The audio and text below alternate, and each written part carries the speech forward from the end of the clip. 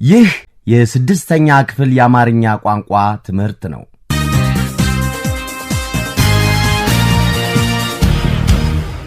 አዘጋጅና አቅራቢ ኤርሚያስ ኦሌ።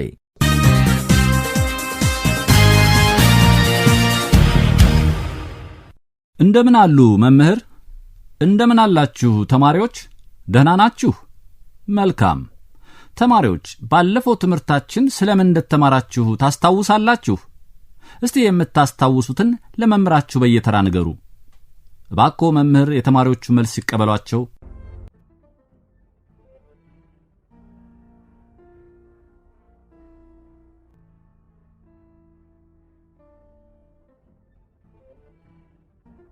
ተማሪዎች ባለፈው ትምህርት በሬዲዮ ስለ ሐቅና የግል አስተያየት ነበር የተማርነው ካላችሁ ትክክል ናችሁ። ሐቀኛ አስተያየት እውነት የሆነ የተፈጸመ ወይንም ያለ ነገር ማለት መሆኑን ተምረናል። የግል አስተያየት ማለት ደግሞ አንድ ነገር መሆን ወይንም አለመሆን፣ መፈጸም ወይንም አለመፈጸም፣ መኖር ወይንም አለመኖርን አንድ ሰው የመሰለውን ሲናገር ወይንም ሲጽፍ የግል አስተያየት መባሉን ተምራችኋል። ለምሳሌ ፀሐይ በምስራቅ ትወጣለች። ይህ ያለ እውነት በመሆኑ ሐቀኛ አስተያየት ነው። መምህራችን ዛሬ የቀረው አሞት ይሆናል። ይህ አረፍተ ነገር ደግሞ አጠራጣሪ በመሆኑ የግል አስተያየት መሆኑን በምሳሌ አይተናል።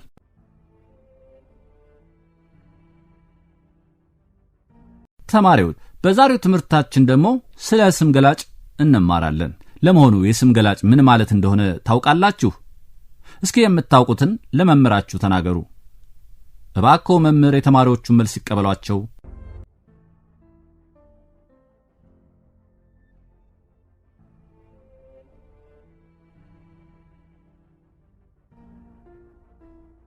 ተማሪዎች የስም ገላጮች ወይንም ቅጽሎች ከስም በፊት ቀድመው እየገቡ የስሙን አይነት፣ መጠን፣ ቅርጽና ሁኔታ የሚገልጹ ናቸው።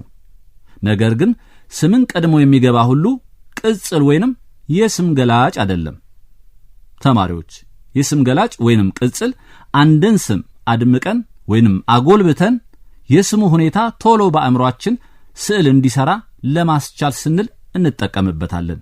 ለዚህ የሚሆን ምሳሌ እንገራችሁ። ምሳሌ 1 እነዚያ ልጆች መጡ። እነዚያ ልጆች መጡ። በዚህ አረፍተ ነገር ውስጥ ልጆች የሚለው ቃል ስም ነው። ልጆች ከሚለው በፊት ቀድሞ የገባው ቃል ደግሞ እነዚያ የሚለው ቃል ነው። ነገር ግን እነዚያ ቅጽል ሳይሆን ጠቋሚ ነው። ተማሪዎች አሁን ደግሞ የቅጽል አይነቶችን ከአረፍተ ነገር ውስጥ እንዴት መለየት እንደሚቻል ምሳሌ ያቀርብላችኋለሁ። ታዲያ ደብተራችሁን በማውጣት ከጥቁር ሰሌዳው ላይ ማስታወሻ ጻፉ። እባክዎ መምህር ቀጥሎ የሚቀርቡትን ምሳሌዎች በጥቁር ሰሌዳ ላይ ይጻፉላቸው።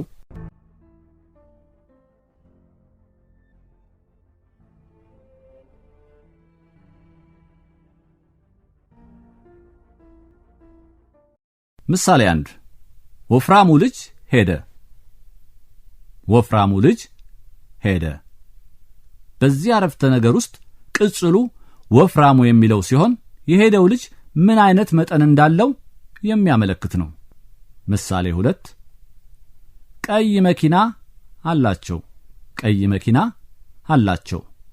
በዚህ አረፍተ ነገር ውስጥ ቀይ የሚለው ቃል ቅጽል ሲሆን የመኪናውን አይነት ያመለክታል። ቀይ የሚለው ቃል ቅጽል ሲሆን የመኪናውን አይነት ያመለክታል። ምሳሌ 3 ደስ የምትል ውሻ አለችው።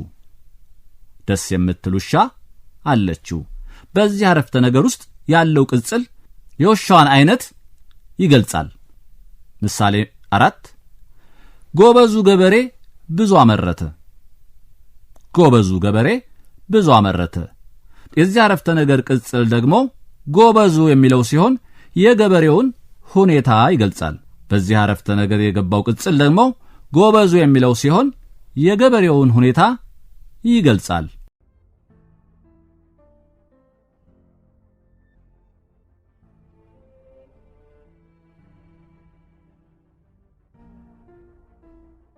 እስቲ አሁን ደግሞ ሁለት ተማሪዎች የሚያደርጉትን ጭውውት እንከታተል። እባክዎ መምህር በጥሞና እንዲከታተሉ ያድርጓቸው።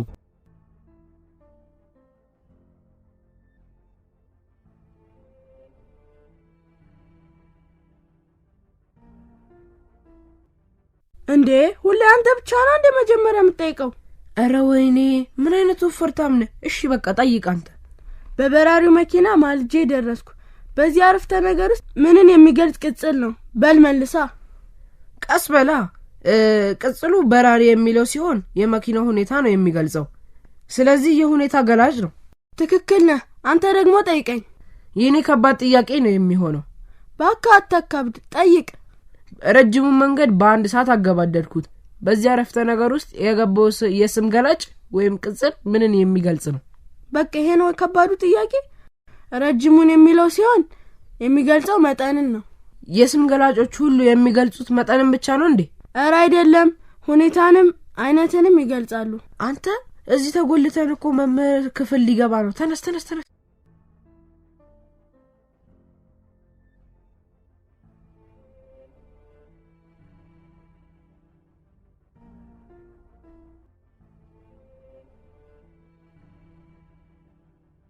ተማሪዎች የተማሪዎቹን ጭውውት ተከታተላችሁ? በጣም ጥሩ። አሁን ደግሞ የዕለቱን ትምህርት ዋና ዋና ነጥቦች ላስታውሳችሁ። የስም ገላጮች ወይንም ቅጽሎች ከስም በፊት ቀድመው እየገቡ የስሙን አይነት፣ መጠን፣ ቅርጽና ሁኔታ የሚገልጹ መሆናቸውን አይተናል። ነገር ግን ስምን ቀድሞ የሚገባ ሁሉ ቅጽል ወይንም የስም ገላጭ አለመሆኑን፣ የስም ገላጭ ወይንም ቅጽል አንድን ስም አድምቀን ወይንም የስሙ ሁኔታ ቶሎ በአእምሮአችን ስዕል እንዲሰራ ለማስቻል ስንል የምንጠቀምበት መሆኑን ተምራችኋል።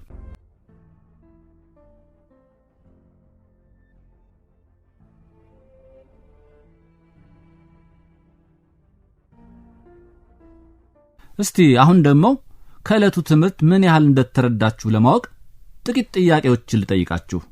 እናንተም መልሶቻችሁን ለመምህራችሁ ተናገሩ። እባክዎ መምህር የተማሪዎቹን መልስ ሲቀበሏቸው።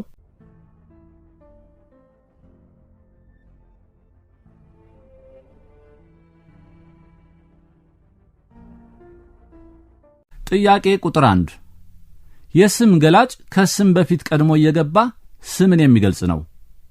ጥያቄ ቁጥር 1 የስም ገላጭ ከስም በፊት ቀድሞ እየገባ ስምን የሚገልጽ ነው። ሀ ሐሰት፣ ለ እውነት። እደግመዋለሁ። ሀ ሐሰት፣ ለ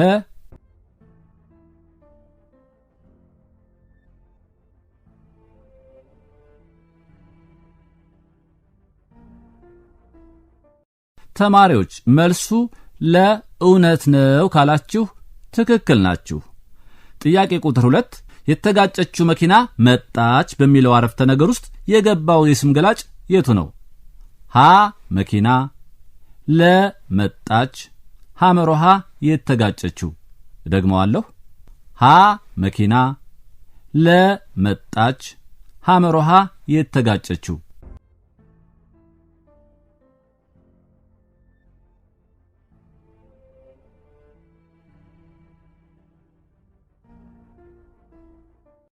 ተማሪዎች መልሱ ሐመሮሃ የተጋጨችው ካላችሁ ትክክል ናችሁ። ጥያቄ ቁጥር 3 የተጋጨችው መኪና መጣች በሚለው አረፍተ ነገር ውስጥ ያለው የስም ገላጭ ምንን ይገልጻል? የተጋጨችው መኪና መጣች በሚለው አረፍተ ነገር ውስጥ ያለው የስም ገላጭ ምንን ይገልጻል?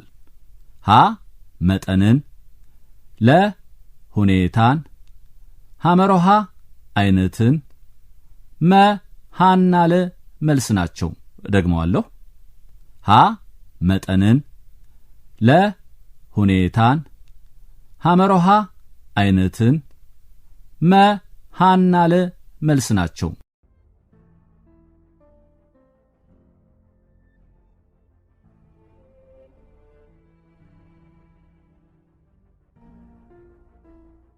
ተማሪዎች መልሱ ለሁኔታን ይገልጻል ካላችሁ ትክክል ናችሁ። ጥያቄ ቁጥር 4 ረጅሙ ልጅ መጣ። ረጅሙ ልጅ መጣ በሚለው አረፍተ ነገር ውስጥ የገባው ገላጭ ምንን ይገልጻል? ሀ መጠንን፣ ለ ሁኔታን፣ ሐመሮሃ አይነትን፣ መ መልሱ የለም። እደግመዋለሁ። ሀ መጠንን፣ ለ ሁኔታን፣ ሐመሮሃ አይነትን፣ መልሱ የለም።